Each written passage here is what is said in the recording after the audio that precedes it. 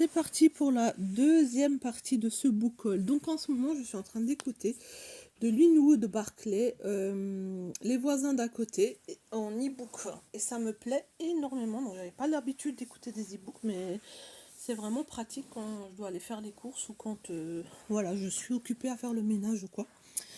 Alors je me suis dit pourquoi pas en découvrir d'autres aussi, parce que j'aime beaucoup sa plume en fait.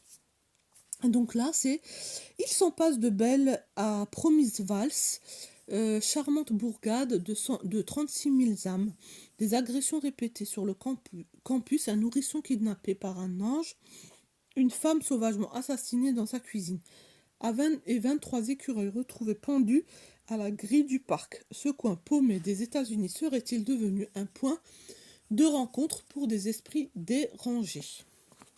Je vais le sortir rapidement celui-ci.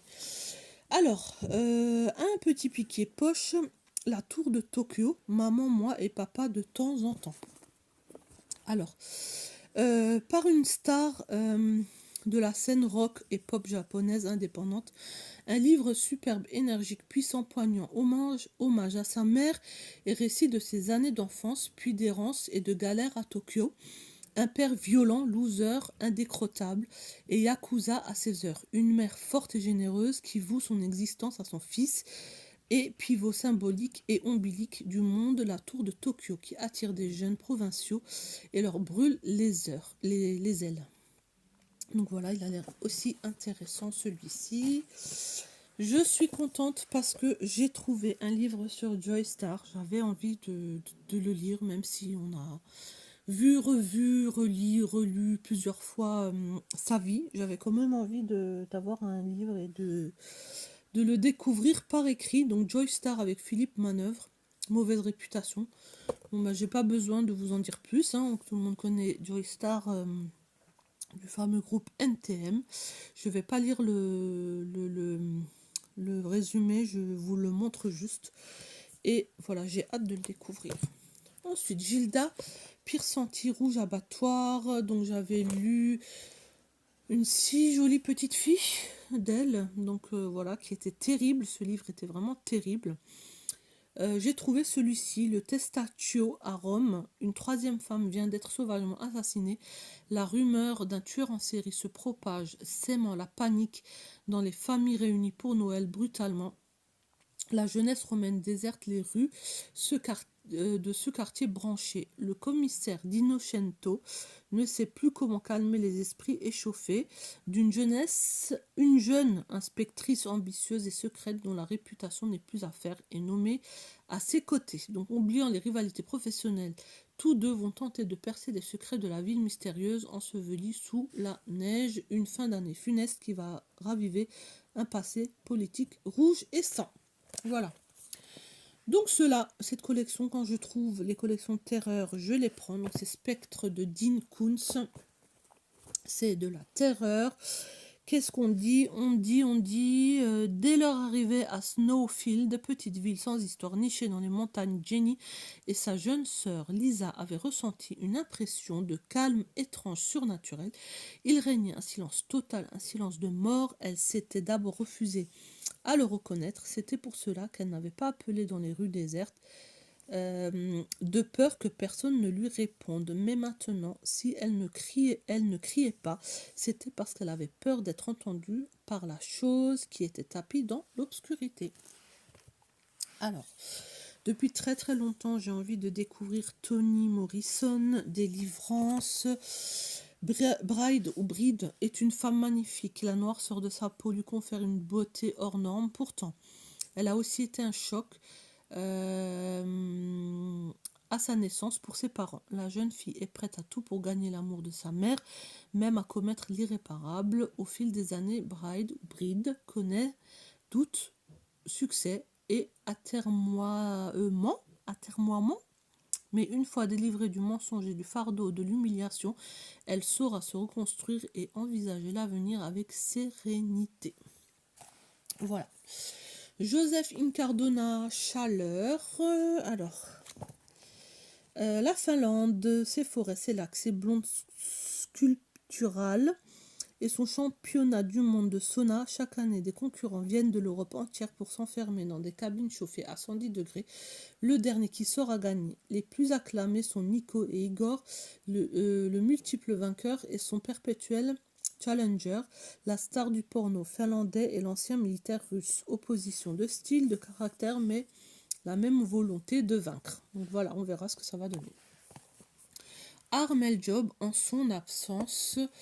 Donc jeudi 17 mars 2005, 6h45, Montange, au cœur des Ardennes belges, Bénédicte ouvre la porte de la maison et se met en route pour le lycée, mais trouve dehors une douceur à laquelle elle ne s'attendait pas. Surprise, elle hésite, fait demi-tour, troque le parka trop chaud contre un blouson plus léger, celui que l'on verra bientôt sur les avis de recherche, car Bénédicte n'arrivera jamais jusqu'à l'arrêt de bus. Voilà. Il donne des frissons celui-là. Hein. Donc Richard Power, le temps où nous chantions. Il est un tout petit peu abîmé ici, mais c'est pas grave. Je vais essayer de mettre un protège livre, un protège crayon, un protège truc dessus pour pas qu'il se déchire plus. Donc tout commence en 1939. Par contre, c'est une pavasse. Hein. En 1939, lorsque Della Daley et David Strom se rencontrent à un concert de Marianne Anderson, peut-on alors imaginer qu'une jeune femme noire épouse un juif allemand fuyant le nazisme? Et pourtant leur passion pour la musique l'emporte sur les conventions et offre à leur amour un sanctuaire de paix où, loin des hurlements du monde et de ses vicissitudes, ils élèvent leurs 3 enfants. Chacun d'eux cherche sa voie dans la grande cacophonie américaine, inventant son destin en marge des lieux communs. Jonah embrasse une prometteuse carrière de ténor, Ruth la cadette lutte aux côtés de Black Panther, et tandis que Joseph essaye coûte que coûte de préserver l'harmonie familiale.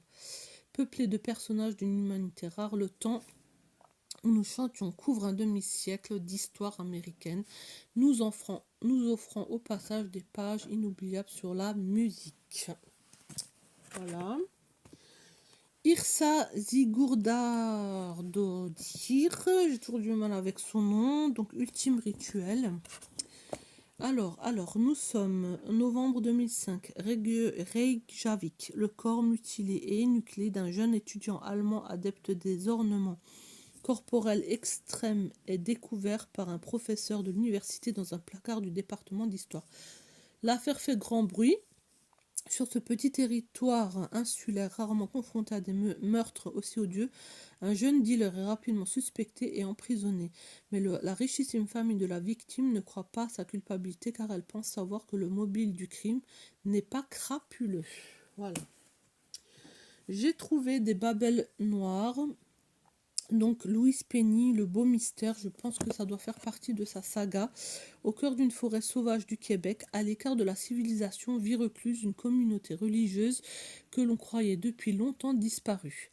Les Gilbertins, les moines y cultivent des légumes, élèvent des poules, pratiquent la prière et font du chocolat. Ironie du sort, la communauté qui a fait vœu de silence est devenue mondialement célèbre pour ses chants grégoriens. Ce succès inattendu a bouleversé le calme quotidien et le monastère fait désormais face à l'afflux des touristes qui tentent sans succès de pénétrer dans l'enceinte de l'abbaye. Il a l'air trop bien. Ça aussi, ça fait partie de la saga de Olivier Bard de Grimbusson, Le Moine et le Singe Roi. Alors, c'est une enquête du commissaire aux morts étranges. Dans les jardins si carrés de Versailles, tout va de travers. Au milieu du labyrinthe, un horrible meurtre est commis. Un précurseur de Jack l'Éventreur sévit-il sous la fenêtre de Louis XV, le singe roi. Parmi les suspects, rien de moins que le premier chirurgien du roi, un peintre de la cour et la tenacière d'une maison d'un genre très particulier où les relations habituelles entre hommes et femmes sont inversées. À voir ce que ça va donner. Ensuite, un autre Louise Penny, je pense que ça doit faire de nouveau partie de la saga, il faut que je regarde, quand je vais le biper, l'enregistrer.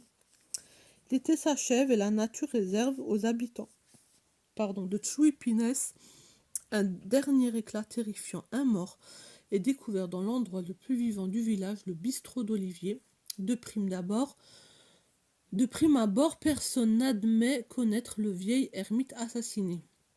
Armand Gamache et son équipe reviennent dans les cantons de l'Est pour sonder les strates de mensonges et les non-dits qui dissimulent le vernis idyllique des lieux, des sentiers oubliés, les conduisent au fond des bois, là où se cachent des secrets et des trésors honteux.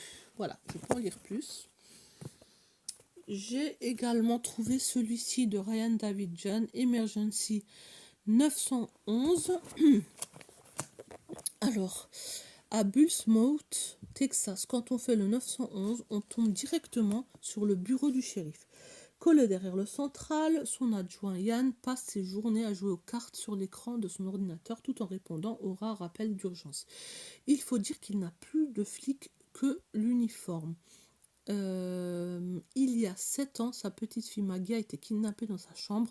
L'enquête n'a rien donné et on n'a jamais retrouvé la moindre trace de la petite. Quelques mois plus tôt, elle a été déclarée morte. Depuis, Yann s'est mis à boire, sa femme l'a quitté et le shérif lui a retiré son arme de service.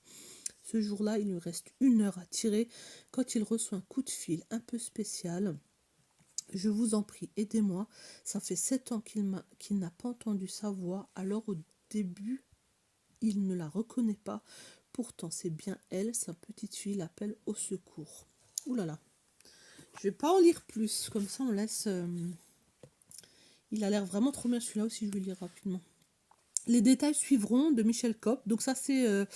un roman, un thriller alsacien de nouveau. Donc Vincent mène une vie rêvée, une carrière prometteuse de cardiologue à Strasbourg, une épouse amoureuse, d'une grande maison dans le quartier huppé de l'Orangerie, sans oublier une belle voiture, un compte en banque confortable. Cette mécanique bien huilée se dérègle le jour où le brillant jeune homme reçoit une série de lettres inquiétantes qui vont ravager son existence. Voilà. Quand on trouve un Joyce Carol Oates, on le prend. Donc la fille du fossoyeur qui est aussi une grosse brique. On est en 1936, les Schwartz, une famille d'immigrants fuyant désespérément l'Allemagne nazie, échouent dans une petite ville du nord de l'État de New York où le père, un ancien professeur de lycée, ne se verra offrir qu'un travail de fossoyeur gardien de cimetière. Humiliation, misère, frustration quotidienne conduiront à une épouvantable tragédie dont Rebecca, la Benjamin des 3 enfants, sera le témoin. La couleur de la haine, je suis sûre d'en avoir entendu parler, mais je ne me souviens plus. Alors, qu'est-ce que c'était? Imaginez un monde où tout est noir ou blanc, où ce qui est noir est riche, puissant et dominant, où ce qui est blanc est pauvre, opprimé et méprisé. Je ne vais pas en lire plus, ça m'intéresse déjà énormément. J'ai trouvé un autre Linwood Barclay, craint le pire. Alors, votre fille de 17 ans part de bon matin pour son petit boulot d'été. Elle vous promet d'être de retour pour le dîner, mais elle ne rentrera pas ni ce soir, là, ni les suivants. Votre pire cauchemar a commencé. Et pour terminer, j'ai trouvé ce livre-là de Sébastien Spitzer, Les rêves qui compiétinent. Alors, sous les bombardements, nous sommes de nouveau pendant la Seconde Guerre mondiale, dans Berlin assiégé, la femme la plus puissante du Troisième Reich se terre avec ses 6 enfants dans le dernier refuge des dignitaires des Allemands nazis. L'ambitieuse s'est hissée jusqu'au plus haut marche du pouvoir sans jamais se retourner sur ceux qu'elle a sacrifiés. Aux dernières heures du funeste régime, Magda s'enfonce dans l'abîme avec ses secrets. Est-ce que c'était pas la femme de Goebbels? Ah, si, c'est celle qui a tué ses enfants avant qu'Hitler se suicide, non? Ouais, je crois que c'est sa vie. Elle s'appelle Magda Goebbels, donc c'est bien elle. Voilà. J'ai aussi hâte de le découvrir, celui-ci. Ben voilà. Pour tous ces livres que j'ai trouvés, je suis bien contente. Je trouve tout le temps des pépites. J'ai vraiment beaucoup de chance d'habiter dans un endroit où il y a énormément de boutiques d'occasion. Et donc, hâte de les découvrir. Quand est-ce que je vais les lire? Je n'en sais rien. Je suis contente de les avoir. Et je vous dis à très vite. Ciao, ciao!